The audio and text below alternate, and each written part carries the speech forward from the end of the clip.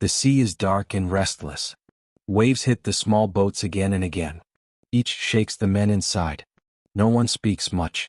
Hands hold weapons tightly, not because they want to fight, but because it is the only thing that feels solid in this moment. The horizon is empty. The land they are moving toward cannot yet be seen. Only the sound of water, engines, and breathing fills the night.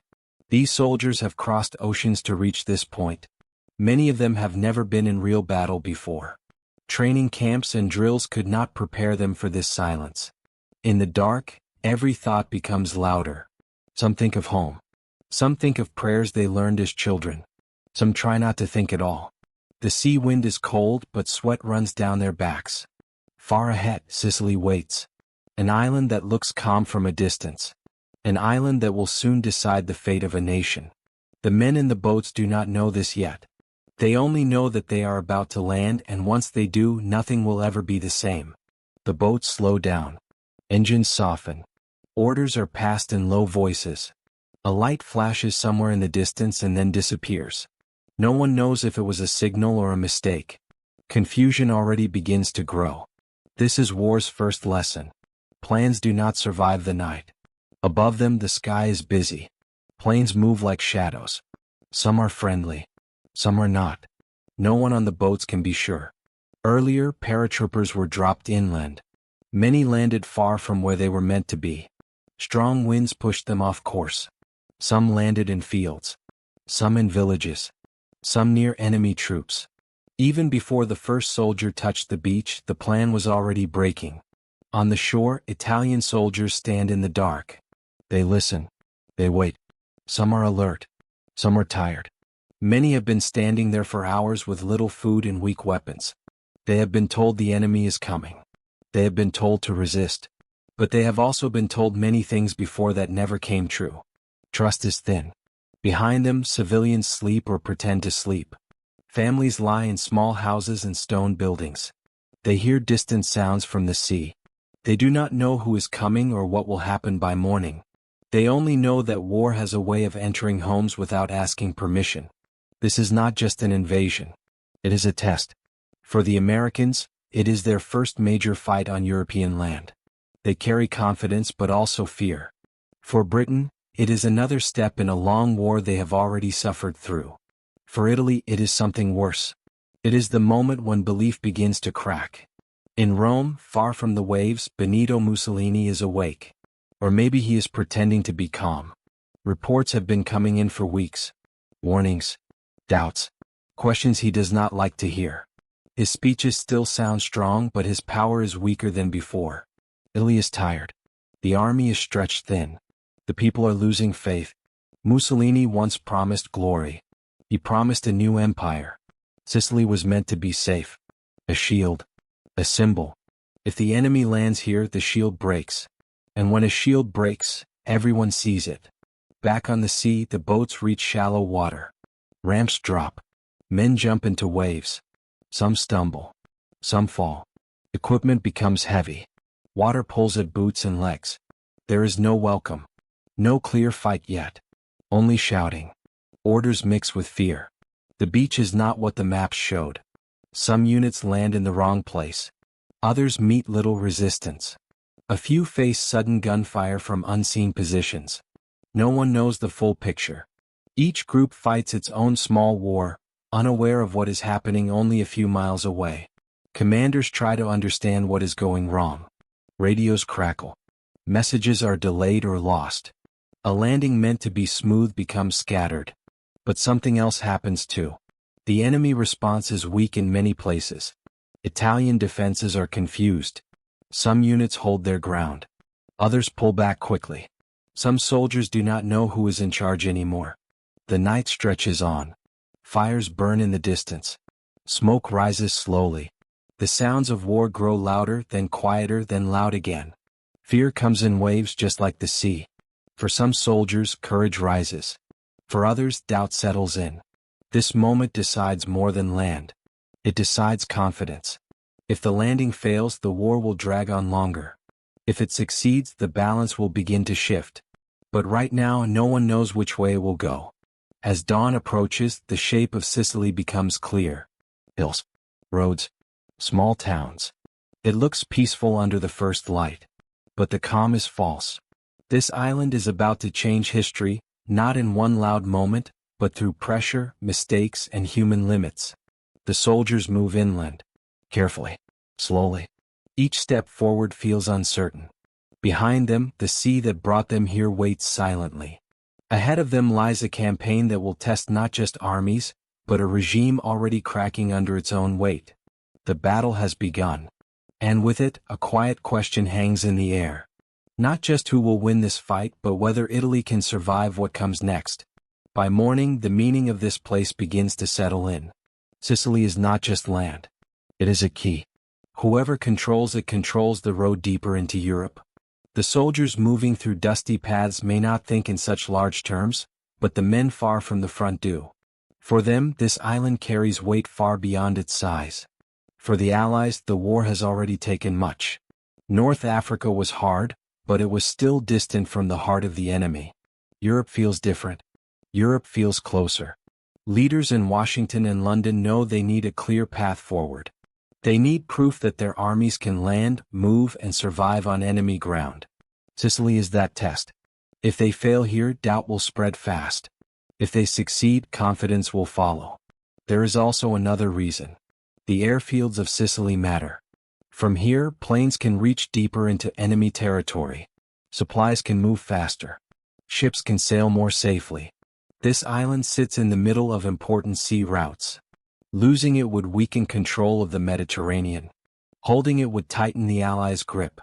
For Britain, this battle is about endurance. They have been fighting longer. They have lost much already. Their leaders understand that every step forward must be careful. They want to break the enemy without breaking themselves. Sicily offers a chance to push without facing the strongest German forces head-on. For America, this is about trust. Trust between allies. Trust from soldiers. Trust from the world. Many American troops are still new to war. Their leaders know mistakes will happen. But they also know that waiting too long would cost even more lives later. Sicily becomes the place where learning and danger meet. For Italy, the stakes are heavier and more personal. This is their land, their people, their regime. Mussolini has tied his name to every promise of victory. But behind the speeches, the truth is clear. Italy is stretched thin. Equipment is old. Supplies are low. Many soldiers are tired and unsure why they are still fighting. Italian officers feel pressure from above and below. From above, orders demand resistance. From below, soldiers ask quiet questions. Why are we here? Why is help not coming? Why does everything feel uncertain? These questions do not need answers to cause damage. They weaken resolve on their own. Germany watches closely. To them, Sicily is important but not sacred. They see Italy as an ally but also as a risk. German commanders worry that Italy cannot hold under real pressure. They prepare to step in, but they do not fully trust the situation. Every move must be measured. Civilians feel the danger in a different way. They did not choose this battle. They did not plan it. Yet they will live inside it. Fields become paths for soldiers. Homes become shelters. Towns become targets of fear. Many Italians no longer care who wins. They care who survives.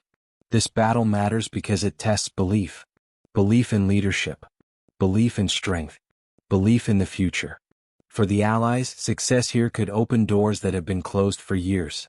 For Italy, failure here could open wounds that never heal. Mussolini understands this, even if he refuses to say it aloud. Sicily is not just defended by soldiers. It is defended by pride. And pride, once cracked, is hard to repair. His regime has already faced criticism. Bombings. Losses. Quiet anger among the people. Sicily brings all of this into sharp focus. If the Allies push forward, Italy may be forced to choose. Continue a war that is draining the nation or step away and face the consequences. This choice is more dangerous than any battle. It threatens power itself. On the ground, soldiers feel only pieces of this truth. They know the roads must be taken. The hills must be crossed. Towns must be secured. But every small action adds to a larger result. Every delay gives the enemy time. Every advance pushes the pressure higher. This is why Sicily matters. Not because it will end the war. It will not. But because it will change how the war moves. It will change who believes they can still win. And belief in war often matters as much as weapons. As the fighting spreads across the island, the question grows louder. Not spoken but felt. Can Mussolini's Italy hold against this kind of force? Or will the weight finally become too much? The answer will not come quickly. It will come through days of movement, confusion, courage, and doubt. It will come through decisions made by tired men under pressure with limited information. And as the armies push deeper into Sicily, the past that led to this moment begins to matter more than ever. The politics, the promises, the mistakes. All of it has been building toward this point, long before the first boat touched the shore. To understand what is truly happening now, we must step back. We must look at the world that shaped this battle before it began. Years before the first soldier reached the beaches of Sicily, pressure was already building. Italy had entered the war with loud promises and proud speeches. Mussolini spoke of strength, speed, and destiny. He believed Italy could rise fast and claim its place among great powers. Many Italians wanted to believe him. Hope can be powerful when it is spoken with confidence. But reality moved slower. Factories could not keep up. Weapons were often outdated. Training was rushed. Soldiers were sent where supplies could not follow. Each small weakness was hidden behind words. For a time the illusion held. Then the war demanded more than words. As battles were lost in Africa and skies filled with enemy planes, doubt grew quietly. Not everyone spoke against the regime. But silence itself became a sign. People listened to the radio with care. They watched their cities change. They felt hunger, fear, and fatigue. War was no longer far away. It was inside daily life. Inside the Italian army, morale was uneven. Some units remained loyal. Others felt abandoned. Orders came down, but support did not always follow.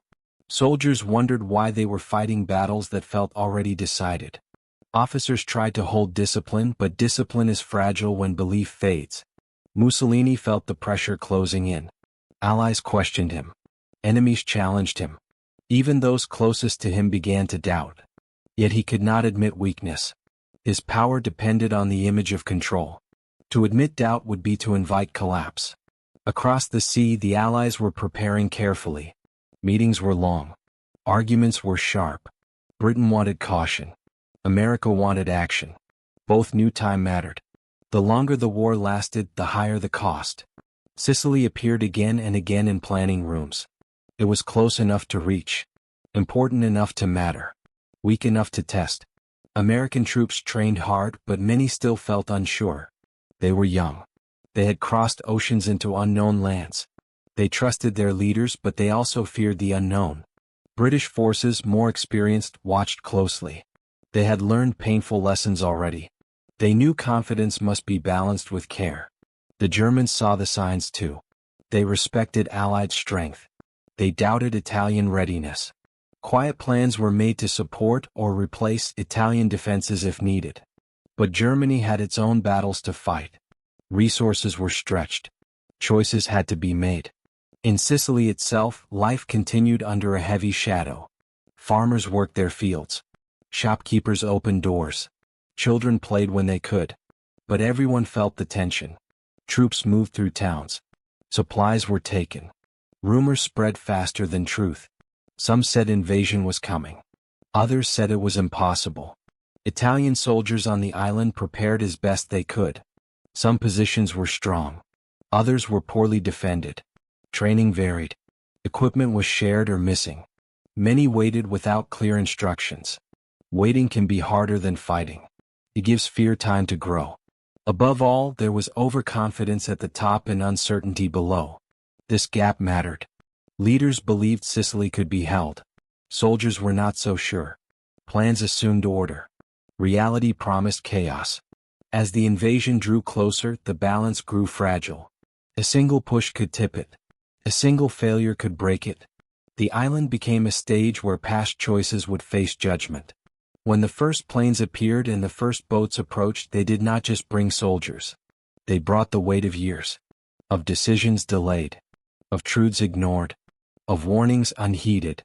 And as dawn broke over Sicily, the world that existed before the battle began to disappear, replaced by something raw, uncertain, and unstoppable. What followed would not depend only on numbers or weapons. It would depend on the minds of those in command, and how they reacted when their plans met fear, confusion, and chance. In quiet rooms far from the front, decisions are being made that will shape everything that follows. Maps are spread across tables. Lines are drawn and redrawn. Each line represents movement, hope, and risk. Commanders speak calmly, but inside pressure builds. They know that once the invasion begins, control will slip from their hands. Dwight Eisenhower carries a heavy burden. He is not just leading soldiers. He is balancing nations. Americans want proof. British leaders want caution. Allies watch closely, ready to judge success or failure. Eisenhower knows he must keep unity strong. One wrong move could damage trust between partners fighting the same war. He listens more than he speaks. That is his strength and his weakness. He trusts his commanders, but trust in war can be dangerous. He understands that this battle is not only about land. It is about belief. If this campaign fails, confidence in leadership may fail with it. George Patton is different. He believes in speed and force. He believes hesitation invites loss. His confidence is loud and clear. Some find it inspiring. Others find it risky. Patton wants to move fast, strike hard, and prove that American power can change the war. He does not hide his hunger for success. Across from him, Bernard Montgomery plans carefully. He has seen war break strong men. He believes patience saves lives. He wants clear lines, firm control, and steady progress. His confidence is quieter but just as strong. He trusts his method because it has worked before. These two minds stand side by side, united by purpose but divided by style. Their cooperation is necessary. Their tension is unavoidable. Between them stands Eisenhower, trying to hold balance while the clock keeps moving. On the Italian side, leadership is far less certain. Mussolini still holds power, but it is slipping. His speeches no longer inspire fear or pride the way they once did. Behind closed doors, advisors argue. Some urge stronger defense. Others suggest caution. Few believe victory is possible, but none want to say it first. Italian commanders on Sicily feel isolated. Orders come from far away. Supplies arrive late or not at all. They sense that Germany does not fully trust them. This knowledge cuts deep. Pride suffers. Confidence weakens. When leaders doubt each other, soldiers feel it. German officers sent to observe and assist watch closely. They see gaps in defense. They see confusion. They report concerns back to Berlin. Their focus is cold and practical. Sicily matters, but loyalty matters less than results. They prepare to act if Italy cannot. Fear shapes every mind differently. Allied commanders fear failure and delay. Italian commanders fear collapse and shame. German commanders fear being dragged down by weakness. Each fear pushes decisions in different directions.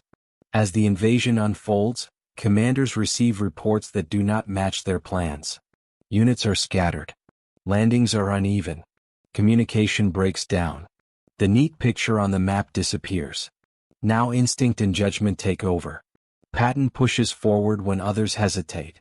Montgomery slows when speed feels dangerous. Eisenhower listens, weighs, and decides under immense pressure. On the Italian side, some commanders resist bravely. Others retreat early, believing survival matters more than lost ground. These choices are not made in comfort. They are made with limited information and rising fear. Every decision closes one door and opens another. There is no clear right answer, only consequences. As armies move deeper into Sicily, the battle is no longer just between soldiers. It is between minds. Between confidence and doubt. Between order and chaos. Soon the pressure will reach a breaking point. Plans will collide with reality. And when that happens, the true shape of the battle will finally reveal itself. The first full day of fighting does not arrive with clarity. It arrives with noise, dust, and confusion. Units move forward expecting one thing and meet another. Roads shown as clear on maps are blocked or missing. Bridges are damaged. Signs point nowhere. Soldiers stop, look around, and realize that the plan they memorized no longer fits the ground beneath their feet. Some American units advance quickly. They are surprised by how little resistance they meet at first. Italian positions that were meant to hold instead fall silent. White flags appear in places no one expected. Young soldiers do not know how to react. They were told to prepare for heavy resistance. Instead, they face uncertainty. Is this a trap, or is the enemy already breaking? In other areas, the opposite happens. Units walk into sudden fire. Shots come from hills and stone walls. Confusion spreads fast. Orders are shouted. Men drop to the ground without knowing where danger is coming from. Radios fail. Leaders try to gather their men while the situation changes by the minute. The heat becomes an enemy of its own. The Sicilian sun burns down on soldiers wearing heavy gear. Water runs low. Fatigue sets in early. Every step feels harder than the last. Marching becomes a test of will as much as strength. Some men push forward. Others slow down, fighting exhaustion and fear together. Italian defenders respond unevenly. In some towns they fight with discipline. In others they withdraw quickly. Many are unsure whether help will come. They hear rumors of German reinforcements but see little proof. When pressure builds, some choose survival over orders. This choice spreads faster than bullets. Civilians watch from doorways and windows. They see foreign soldiers moving through their streets. Some show fear. Some show relief. Some show nothing at all. War turns every face into a question. No one knows who will stay and who will leave. Above the ground, planes move in and out of sight. Some strike targets. Others search for positions that no longer exist. Smoke rises and drifts with the wind. From a distance, the island looks calm. Up close, it feels alive with tension. Patton pushes his forces forward with urgency. He sees opportunity in the enemy's confusion. He believes speed can turn uncertainty into control. His orders are clear. Do not stop. Do not give the enemy time to recover. His confidence spreads, but so does risk. Montgomery advances more carefully. His troops move step by step, securing ground before pushing ahead. He worries about stretched lines and surprise attacks. His caution slows progress but reduces chaos. This difference in approach creates quiet friction between Allied forces, even as they fight the same enemy. Italian commanders struggle to respond. Messages arrive late. Reports contradict each other. One town is lost while another still holds. Some units ask for permission to retreat. Others wait for orders that never come. The sense of control fades hour by hour. German forces begin to move more actively. They are fewer but better organized. They focus on delaying actions, not full defense. Their goal is time. Time to move equipment. Time to prepare the next line. Time to avoid complete collapse. Their presence stiffens resistance in key areas and surprises Allied troops who expected weaker opposition.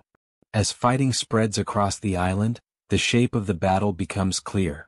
This will not be a single decisive clash. It will be a series of small struggles, each one draining strength and morale. Progress will come, but slowly and unevenly. Soldiers begin to understand the true nature of this campaign. It is not about heroic charges or clear victories. It is about movement, pressure, and endurance. It is about making the enemy bend even if they do not break all at once. By nightfall, lines have shifted. Some objectives are taken. Others remain out of reach. Men dig in where they stand, unsure of what the next day will bring. The sounds of battle fade into the distance, replaced by quiet breathing and restless thoughts. The invasion has succeeded, but the battle is far from over. Now comes the harder part.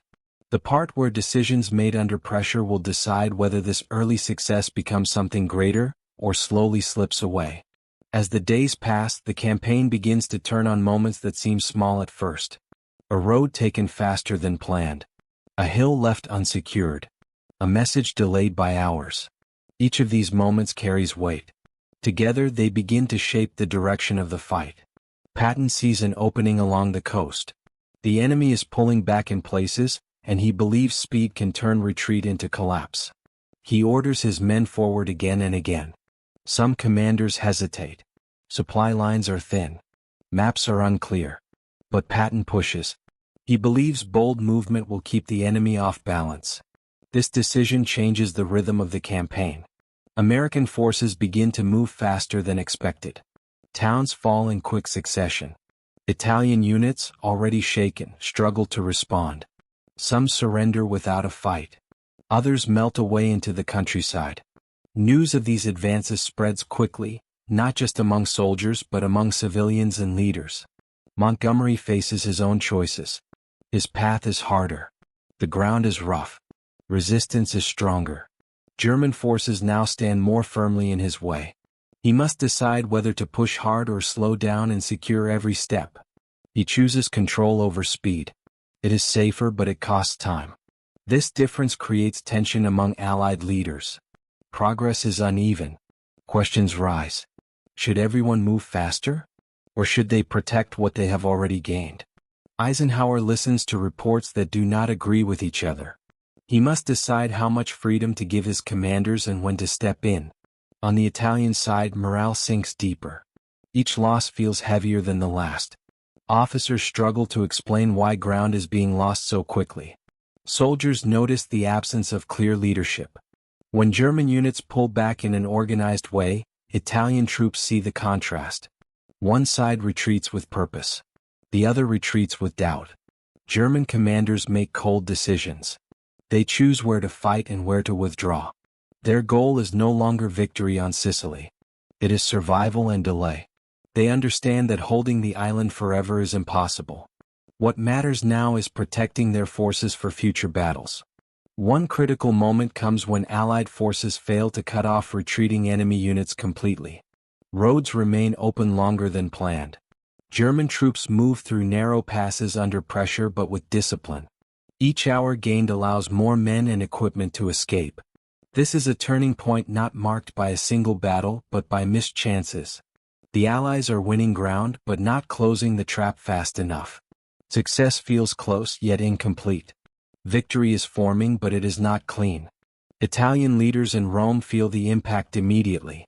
Reports grow darker. Confidence fades. Conversations change tone. Loyalty to Mussolini weakens as reality becomes impossible to ignore. The question is no longer how to defend Sicily but what to do next. For soldiers on the ground, these turning points are felt as changes in resistance.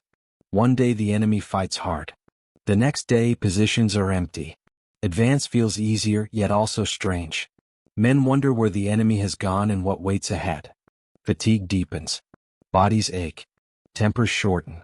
Courage now means getting up and moving again, not charging forward. Small acts of leadership matter more than grand plans.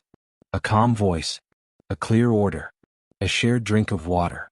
As the campaign moves toward its later stages, it becomes clear that the outcome will not hinge on one heroic moment.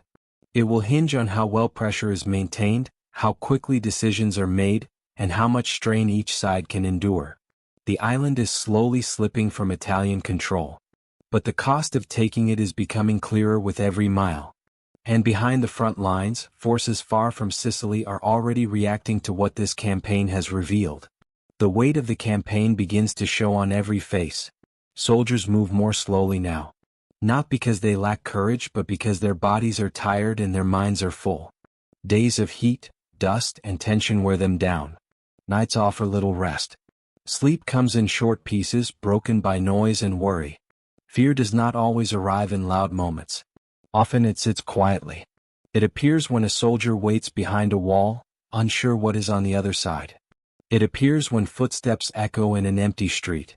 It appears when the sound of engines stops and silence takes its place. In these moments, the mind fills the gaps with imagined danger. Wounded men are carried back along narrow roads. Others help when they can. There is no hero talk. Only focus. Only the need to keep moving and stay alive.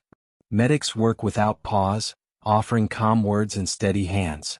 For many soldiers, this is the first time they truly understand what war takes from people. Italian soldiers feel the strain just as deeply. Many are hungry. Many are confused. Orders change or stop coming. Some feel anger toward leaders who promised strength but delivered uncertainty. Others feel shame though they did what they could with what they had. They are not cowards. They are men caught inside a collapsing system. Civilians suffer quietly. Families leave homes with only what they can carry. Fields are trampled. Shops are closed.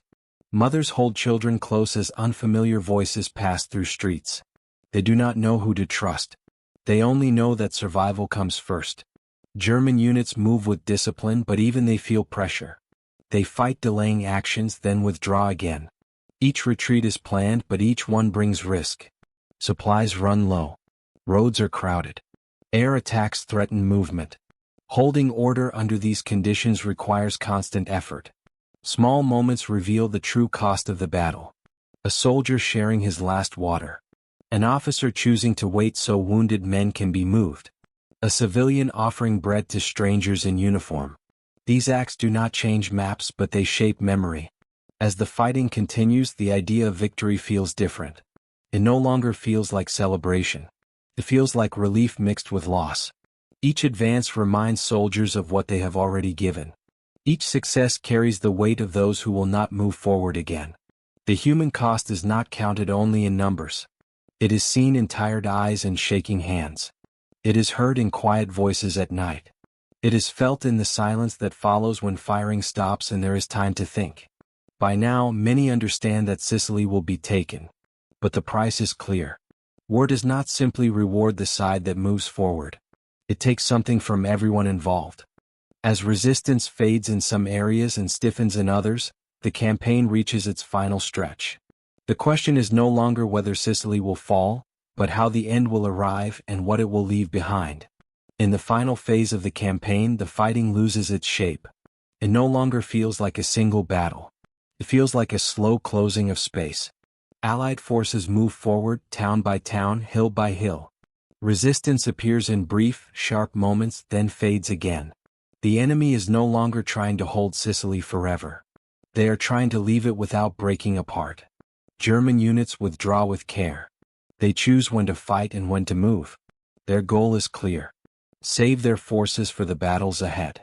They hold key roads just long enough, then slip away under pressure. It is not defeat in a dramatic sense. It is controlled survival. Italian forces are less organized. Some units continue to resist out of duty. Others dissolve quietly. Many soldiers remove uniforms and blend back into civilian life. The war that once felt distant has now reached into personal survival. Loyalty to the regime no longer feels worth dying for. Allied commanders realize what is happening. The chance to trap the enemy completely is slipping away. Orders are pushed harder. Advances speed up where possible. But terrain and exhaustion limit what can be done. Sicily gives up ground, but not in one final moment. It does so piece by piece. When the last major positions fall, there is no great cheer. Soldiers sit down where they are. Some light cigarettes. Some stare into the distance. They are relieved but not joyful. They know the war is not over. They know this victory opens the door to something even harder. For Italy, the meaning is immediate. News travels fast. Sicily is lost. The shield is gone. Confidence in Mussolini collapses almost overnight. Leaders who once stood beside him now step away. The regime that promised strength can no longer hide its weakness. Soon after, Mussolini is removed from power. Not by foreign soldiers, but by his own system turning against him. Sicily did not just break defenses. It broke belief. The war inside Italy changes shape. The nation begins to split between past loyalty and future survival. For the Allies, Sicily brings proof. Proof that they can plan, land, adapt, and push forward in Europe. Mistakes were made. Chances were missed. But the result stands. The road north is now open. Soldiers who fought in Sicily carry its lessons with them. About heat and exhaustion. About confusion and patience. About how victory often feels quiet and heavy, not loud and proud. These lessons will follow them into the next campaigns. Sicily becomes a turning point not because of one great battle, but because of what it revealed. It showed that fascist power could crumble under pressure. It showed that alliances built on fear are fragile. It showed that war is shaped as much by doubt and belief as by weapons. Today, Sicily is peaceful. Roads are busy with life, not armies. But the land remembers. It remembers the footsteps, the waiting, the fear, and the quiet courage of ordinary people caught in extraordinary times. The Battle of Sicily reminds us that wars are not only won by force. They are won when systems fail, when confidence breaks, and when people can no longer carry the weight placed upon them. If you want more calm, deep stories that explain history through human experience, consider subscribing to the channel. It helps us continue bringing these moments from the past to life.